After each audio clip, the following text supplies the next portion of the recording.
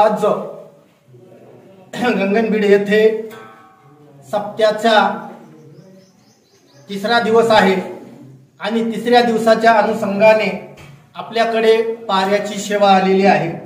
माझं नाव आहे विठ्ठलदास शेतकरी खास आणि तुकाराम महाराजांना एक गात्यामध्ये अभंग आहे, चंदनाचे हात पायही चंदन दीपा पाटी पोटी अंधकार परिसा नाही कोणे अंग तुका म्हणे साकर सर्व अंगी गोड।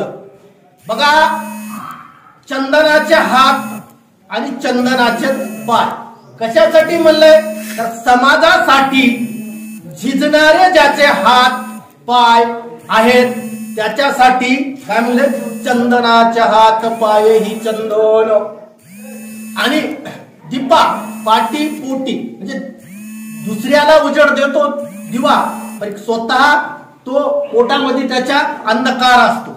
दुसरा महत्वाचा मुद्दा, परिसा नाही कोणी अंग, परिसा म्हणजे सोन्याला लोखंडाला जर लावलं तर त्याचं कुठलंही अंग चिटकलं तर सोनं होतंय आणि ही साखर सर्व अंगी गोड।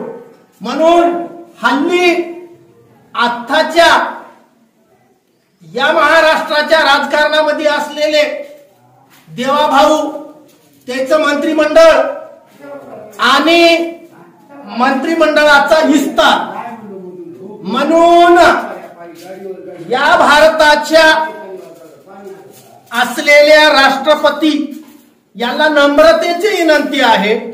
बीड वरून चालू असलेल्या प्रकरणावरून कळून येत आहे की हा सगळे निवडणारे लोक पैसे जमा करतात आणि पुन्हा पुन्हा निवडून येतात। म्हणून संबंध मतदारांना विनंती आहे की आपण यांना दुसरी भार बसू दिला नाही पाहिजे आणि त्याच्यासाठी कायदा झाला पाहिजे। काय कायदा झाला पाहिजे? एकच भार सरपंचापासून ते खासदारापर्यंत कायदा झाला पाहिजे आणि तो एकच भार निवडला पाहिजे। त्याच्यानंतर तो निवडणुकीला बसता कामा नये आणि असं जर झालं तर ते पैसे जमा करण्याच्या सुद्धा महाग लागणार नाहीत। आता त्याची संपत्ती जर बघितली तर कोटीत आहे, कोटीत आहे, कशाला लागतंय? इतके पैसे लागतात काय? जगायला लागत नाही। म्हणून त्यांच्या गाड्या घोड्या सोनं चांदी बंगले काहीच होणार नाही असं म्हणे विठ्ठलदास शेतकरी खास।